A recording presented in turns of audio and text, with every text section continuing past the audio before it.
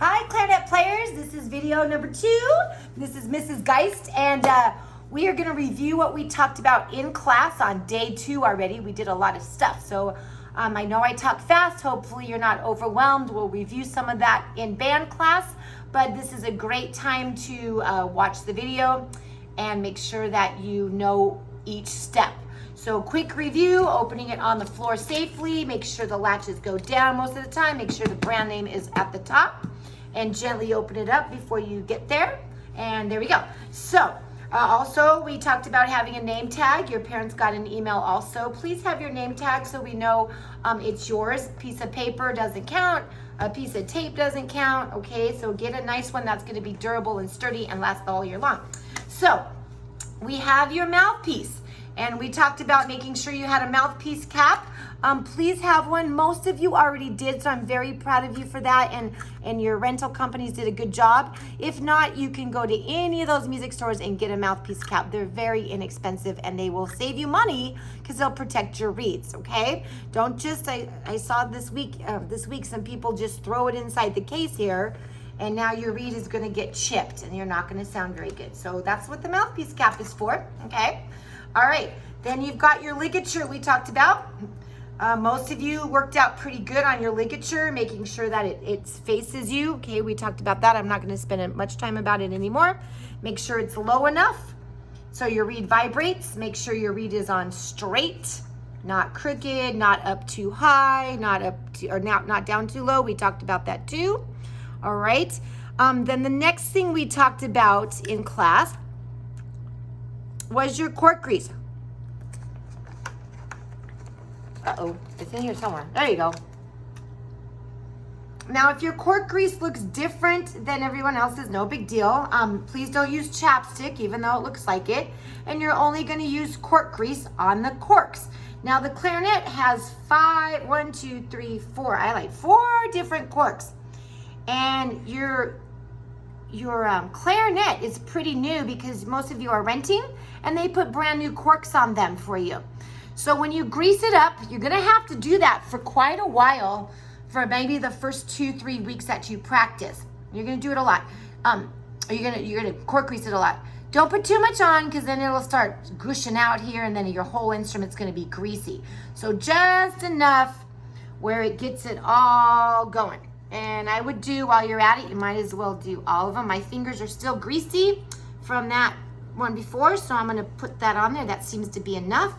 This one's pretty dry. I'm gonna put a little bit more on there. Not too much again, right? You don't wanna be slipping around there. All right, so that one's good too. If you want to, you can do the next one. But again, to review, you will do it a few times, like maybe 3 weeks until that cork becomes a little bit oiled and soaks in, right? And so what you got here next is your reed is going to be put on there first. Remember we talked about that? Take your time. I'm doing mine fast because I've already practiced for 50 years. So we take the ligature, and this is where some of us still went a little wackadoo this week. We make sure the screws face us and that they're on the right hand side. And you loosen it up a lot so it drops down far, and then you tighten it up. Now, a few of you did have the wrong size ligature, not your fault, but make sure you get the right ligature. You may have to go back to the store and say, hey, give me the right size. All right, a couple of you had the wrong reeds too. You had alto saxophone reeds. So make sure that they give you clarinet reeds, okay? Size 2. We talked about having at least 4 reeds inside your case. If you buy a whole box, it's a lot cheaper. Now, some of you are asking about how to clean the clarinet. We will do that in about 3 weeks, okay? You don't need to clean it right now. You're not practicing it 2 hours a day. Maybe you are. So we've got our ligature on, our mouthpiece is ready to go, and now you put on the barrel. Okay, doesn't matter, just put it all on. It's not like the saxophone. Some of you got confused about that. That's okay. We want to make sure that the cork goes all the way down. Then you take your top joint. That's called the top joint or the upper joint. And you're gonna put it on the top. And some of you, I know you're like, which one's the top? I don't know. You're gonna put it on the top that has a lot of space there, all right? A lot of black space, not a lot of keys. You don't wanna put it down here where there's a lot of keys. Now, as I said before in the first video, do not put the rest of the clarinet together. You do not need the bottom joint, okay? Please don't put it together yet. There's a very delicate bridge key here. And if you break that bridge key, your parents will be very sad because it's very expensive to fix, okay? Please do not put the rest of the clarinet together. All you need is this. Now, this part's important. You're going to hold the top barrel part with your right hand. I repeat, hold the barrel with the right hand. Very important. Hold the top here with your right hand, okay? Now, you don't need your left hand yet. We're gonna put our mouthpiece in the mouth. Now remember, some of you put too much mouthpiece in your mouth, some of you didn't put enough. You're going to experiment with just the right amount of mouthpiece inside your mouth. So we don't squeak, and so we don't pinch it off and nothing comes out, okay? There's gotta be a happy medium there. Remember that bottom lip gets tucked all the way in. No sticking out your lip. It has to go inside your mouth, over your teeth, okay? Now your top teeth, just gently sit on the top of the mouthpiece. And the top lip, like I said in the last video, just sits on the top and relaxes. So now you're not using your left hand. Take a deep breath.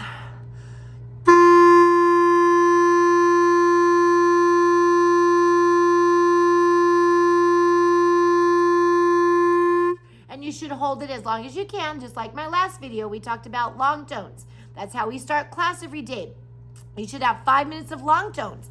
And you're gonna first, remember, start with your mouthpiece only.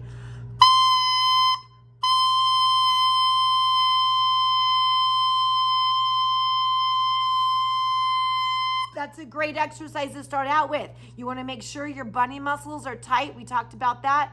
Firm bunny muscles, and you want that sound on the mouthpiece to be high, okay? Not loud, just high. Then you put on next your barrel and you practice with that. Why don't you see if you can match my pitch, my note? See if it's high enough.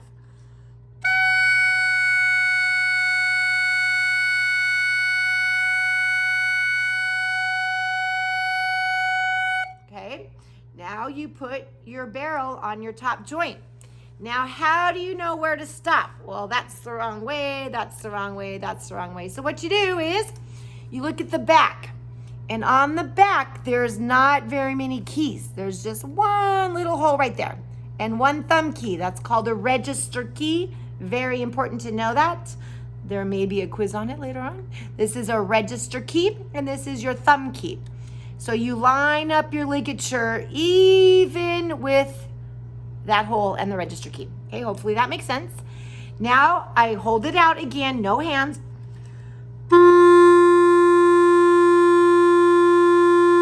That's gonna be called note 5 for now, also known as a G, but it's gonna be called a 5.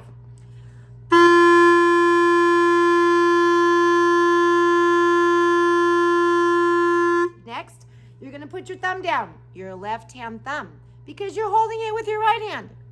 You're gonna put your thumb down there, right there. Make sure it's not like that. Make sure it's not like that. We want your thumb to be straight on angle like that, okay? There's a big reason why. So don't go like that. Don't go like that. Your thumb should just be natural. And now you're gonna press that down.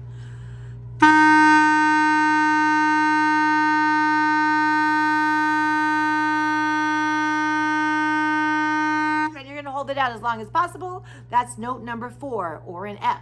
Note number 4 or an F. So you keep your thumb down and then you add your first finger right there and make sure it covers the hole.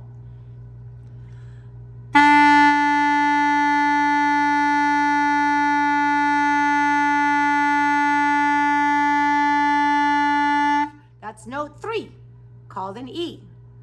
Sorry, E for note 3. E. All right, then you're gonna add, keep those down, thumb is down, remember, not like that, straighter out, E, and then we cover the next one. Take a deep breath.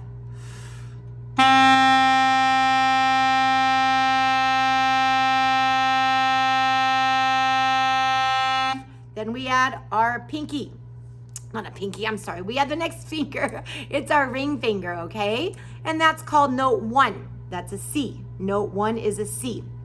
These are all in your book, by the way. If you start reading your blue book, it'll show you all these note names, where they are, what they look like, and how to finger them. These are how I'm showing you fingerings right now. I call this thumb 1, 2, 3. Thumb 1, 2, 3.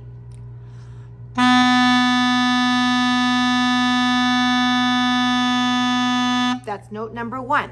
So I'm going to start with note number 5 again. Add my thumb, add my finger, add my finger, add my finger. Note 5, 4, 3, 2, 1.